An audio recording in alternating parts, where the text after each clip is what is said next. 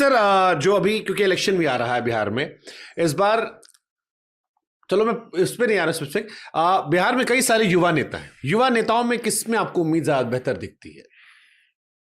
Positive थोड़ा थोड़ा बता सकते हो, जनरलाइज स्टेटमेंट, किसी का नाम मतलब, चलो वैसे करते हो जैसे कई सारे नए लड़के। मुझे लगता है इस बार बिहार इलेक्शन लोग कह रहे हैं कि बड़ा स्पेसिफिक होगा, क्योंकि नीतीश जी की एक उम्र हो गई है। कई लोग मान रहे हैं शायद इस बार वो सीएम ना बने स्वेच्छा से, या पता नहीं, मुझे आइडिया नहीं है। बट कई लोग इस चुनाव को मान रहे हैं कि ये चुनाव बिहार का अगला 20 साल की दशा दिशा तय करेगा, जिधर जाएगी। तो मान लो जो वोटर हो बिहार में, जो जाति धर्म से ऊपर जा रहा, क्या देखना चाहिए, कैसे देखना चाहिए बिहार को? क्योंकि इस इलेक्शन को आप कैसे देख रहे हो? अगर मैं स्पेसिफिक ना जाऊं नेताओं पे, तो भी मैं पूछ रहा हूं, मैं इस बार के बिहार इलेक्शन में कितनी अहमियत दे रहे हो आप? इस बार इलेक्शन में थोड़ा सा दिलचस्प ये होगा, क्योंकि बहुत सारे लोग, जैसे क्या है कि जागरूकता सोशल मीडिया की वजह से पिछले 5 साल में कोरोना के बाद से बड़ा बढ़ी है। और प्रशांत किशोर भी बड़ा जागरूक किए हैं गांव गांव जाके लोगों को भी, और ये सब फैक्टर आएगा। दूसरा क्या है कि अब लोग ना, वो 2050 में हम विकसित हो जाएंगे 47 2047 में हम विकसित हो जाएंगे, तो ये सब चीज़ों से लोग अब उब चुके हैं। उनका कहना है कि रोजगार दीजिए। अब इधर देखिएगा तो जब गवर्नमेंट ने बहुत सारे रोजगार दिए हैं, और जैसे तेजस्वी यादव, इनका पूरा एजेंडा ही यही है, एकदम फिक्स है कि हमने रोजगार दिया है, हमने इतना दिया है। तो बहुत सारे लोगों को ये चीज़ें समझ में आ रही है। और दूसरा अभी क्या है कि गवर्नमेंट को भी सोचना चाहिए कि इस जो स्कीम्स ला रही है, जैसे अब किसी को आप भात दे रहे हैं, चावल और गेहूं दे रहे हैं, भैया इसके जगह पे आप तेल और दाल दे दीजिए।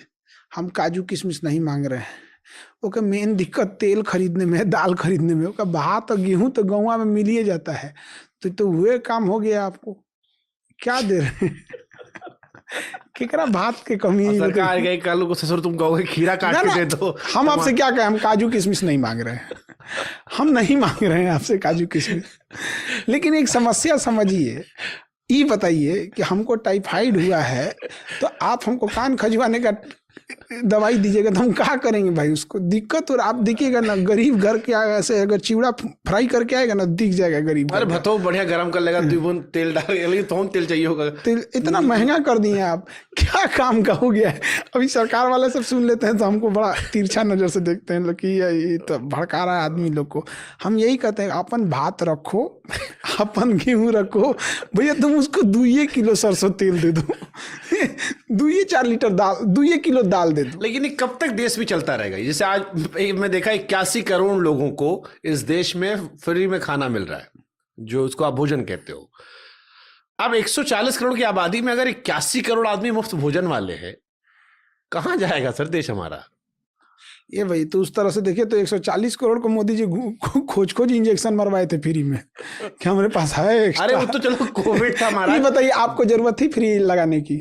मतलब खरीद सकते थे कि नहीं? खरीद सकते थे, लेकिन जबरदस्ती पकड़ के हमारे पास है, अभी हम मारेंगे तो फ्री में लगा तुम यार। जो फ्री में घुस, चलो तो आपदा आई थी, चलो उनको लगा कर दिए। अरे पैसा बचता तो उसके लिए हमको बड़ा अफसोस होता है।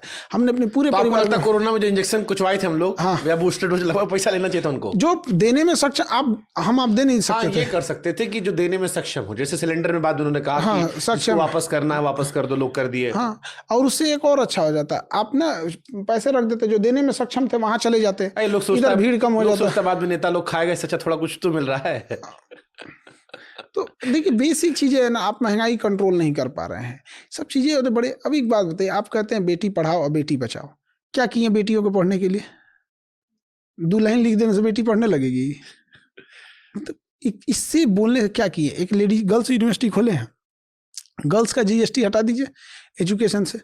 निर्मला मैडम को बोलिए, अब इनको बुझेबे नहीं करता है। 18% जीएसटी काहे लगा है आप एजुकेशन पे? मतलब कोई ना पढ़े? शर्म की बात है कि नहीं? मोबाइल खरीदिएगा, इंटरटेनमेंट फिल्म देखने जाइए, 18% जीएसटी। अब पढ़ने आइए, 18% जीएसटी। शर्म आना चाहिए ना। अरे कम से कम 18 की जगह तू 28 कर दे, कम से कम फिल्म वाले दुनिया से तो ऊपर उठाओ, कम से कम इतना तो लाज शर्म होना चाहिए। छोड़िए पुरुषों की, महिलाओं का कर दीजिए, 18% कम आएगा। तो आखिर बोल देने से थोड़ी चीजें हो जाती है चेंज।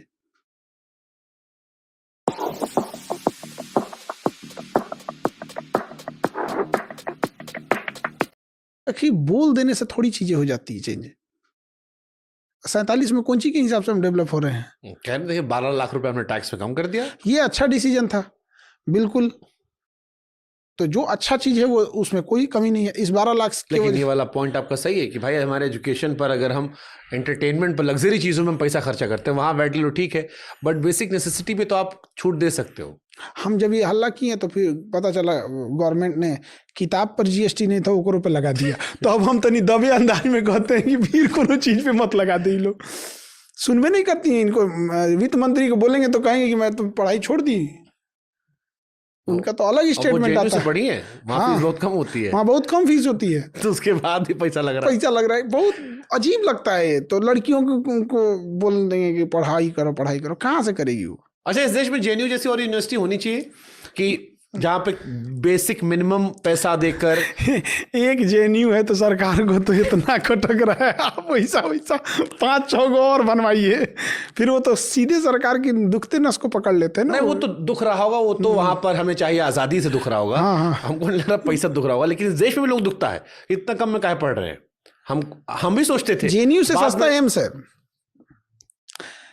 बाहर एमबीबीएस करेंगे तो 1-1.5 करोड़ लगेगा, अंदर 5,000। भाई इतना भी बिना डोनेशन के अगर। हाँ, तो एम्स में बेसिकली एम्स डोनेशन के लिए नहीं है। वो 1-8% सीट जो रहती है डोनेशन वाली वो अलग चीज है वहाँ पे, लेकिन जो एम्स में निकाल के जाते हैं वो लोग।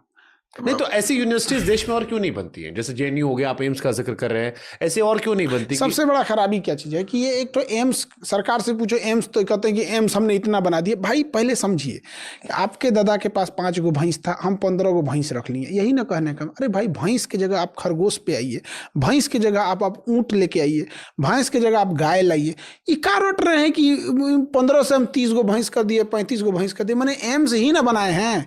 एक नया कंसेप्ट तो लाइए, लोगों के दिमाग में बैठे कि ये वाला चीज एक ऐसा आप ना विवेकानंद जी के नामे पे रख लीजिए, विवेकानंद मेडिकल कॉलेज, मतलब ये वाला कॉलेज किडनी के लिए स्पेशलिस्ट है। ये इस टाइप का कुछ तो नया कंसेप्ट बनाइए। उसी चीज की संख्या क्या कर रहे हैं, बढ़ा रहे हैं। आईआईटी को, उसी की संख्या आईआईटी को बढ़ा रहे हैं।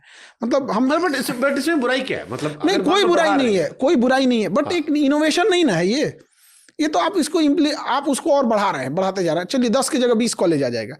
चेंजिंग क्या, इनोवेशन क्या, नया कंसेप्ट क्या? मतलब शायद इनका स्टैंडर्ड सेट होगा कि एक बेसिक मानक पे है कि अच्छा इतने बड़े यूनिवर्सिटी दुनिया में, एक टीचर्स यूनिवर्सिटी है जहाँ नहीं, टीचर जाके पढ़े। नहीं हो गया भाई, जो 1980 में पढ़े थे वहीं जाके चिपका रहे। एक टीचर्स यूनिवर्सिटी होनी चाहिए ना, हर स्टेट में एक होना चाहिए, जहाँ हर टीचर को आप 15 दिन के लिए ही बुला लो।